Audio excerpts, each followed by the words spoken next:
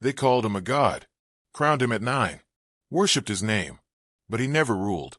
He limped. He bled. He broke. By 19 he was dead, not in battle, not in glory, alone, infected, collapsed under the weight of his own blood. This isn't a story of power. It's a story of collapse, and it began long before he ever wore a crown. His father married his sister. So did his grandfather, and his great-grandfather after that, not for love, not for desire, but for duty to blood, to gods, to a lie. They believed the divine lived in their veins, so they kept it there. Brother to sister, father to daughter, cousin to cousin, again and again and again. From that spiral came Tutankhamun, born from blood that had nowhere left to go, born broken before he could even begin. His spine was bent, his skull too long, his foot twisted, his bones soft, brittle already failing.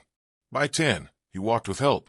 By 12, he had more than a dozen canes, some simple, some ceremonial, all necessary, but they still crowned him, not because he was ready, not because he was strong, but because he was all they had left, a bloodline collapsing, a throne without an heir, and a boy who could barely stand. So they gave him the crown, draped him in gold, called him Pharaoh, and told the world he was chosen by the gods. But the gods were silent. He was 9, too young to understand ceremony, too weak to hold power. But that didn't matter.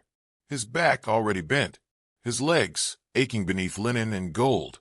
But they dressed him anyway. They painted his eyes, perfumed his skin, lifted him onto the throne like a relic, and told the people, "Behold your living God." He didn't speak. He didn't move. He just sat still, careful not to fall. His crown wasn't honor. It was armor. It was illusion, a weight balanced on a boy who could barely stand. He didn't rule. He survived. He smiled when told, stood when lifted, blessed when prompted, because Egypt didn't need a ruler. It needed a mask, a body, a symbol to prove the bloodline was still alive, even if the boy inside it was not. Behind every curtain others ruled. The vizier wrote the laws. The generals moved the armies. The priests choreographed the rituals. And in the center of it all sat a child, wrapped in linen, draped in gold, and drowning beneath the title of Pharaoh. Her name was Tutankhamun, his sister, his bride, chosen by blood, not by love. They stood side by side in murals, painted as gods, framed in lotus and gold. But behind the walls, they were just children, bound by duty, crushed by expectation, raised inside the same palace, and offered to each other like an echo. She was 14. He was 10. 2 trembling heirs, dressed as eternity. No courtship, no celebration, just a ceremony, because their blood matched, and nothing else mattered. Together, they tried. They prayed. They obeyed. And they lost. 2 daughters, stillborn, silent, curled in linen, their skulls deformed, their tiny spines twisted like his. Even their wombs refused the myth, refused the lie they were forced to carry. Their marriage wasn't legacy. It was surrender, the final thread in a bloodline, too sacred to survive. Every step was agony. His joints swollen, his breath shallow, his bones crumbling beneath his own weight. He leaned on canes, then more canes. By 13, they filled a chamber, some carved with prayers, some plain, all necessary. The palace whispered, but never out loud.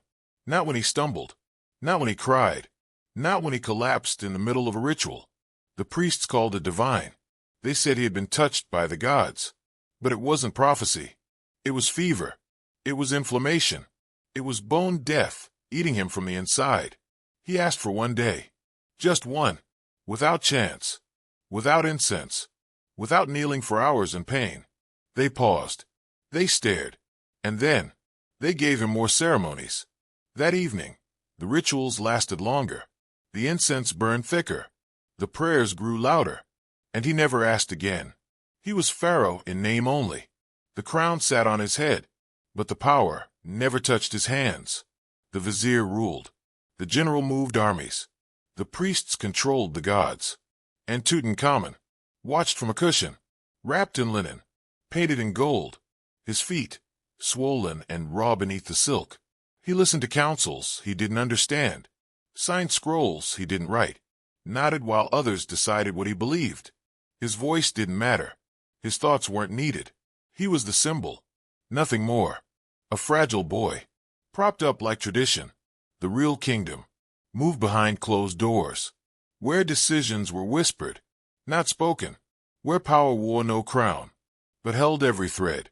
And still, he smiled for the paintings, raised his staff for the crowds, played the god they needed, because if he didn't, the illusion would shatter. And Egypt was not ready for the truth. They found him just before dawn. The room was silent, too silent, his face twisted, one arm flung wide, the other curled beneath him like he had fallen, or reached, or fought something no one else could see. There was no breath, no pulse, only sweat soaked into the linen, only stillness. The embalmers were summoned. They panicked. His body had decayed too quickly. The heat, the fever, the silence. They weren't ready. They poured resin. Too much. Too fast. It scorched his skin, blackened his bones. His chest caved in. His ribs disappeared. His heart gone. Some said it was taken out on purpose. Others whispered, maybe it was never there to begin with. No public mourning. No royal decree. No time for grief. I took the throne, before the resin had cooled, before the priests had finished the rites, before the boy was even truly dead in the minds of the people. The crown never rested. It simply moved. His tomb was never meant for him.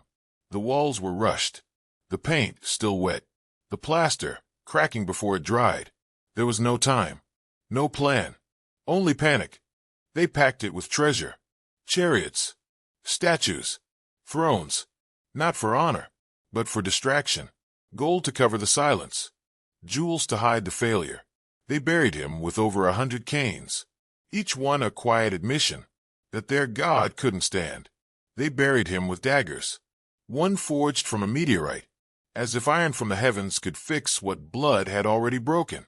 They buried him with bread, figs, oils, as if the afterlife could be bribed with offerings, and forget what had been done to him in life. And then, they buried his daughters too. 2 tiny bodies, still, twisted, wrapped in linen, and grief. It wasn't a burial. It was a confession, a dynasty's guilt, sealed in stone, wrapped in gold, and left behind, to disappear. Then silence.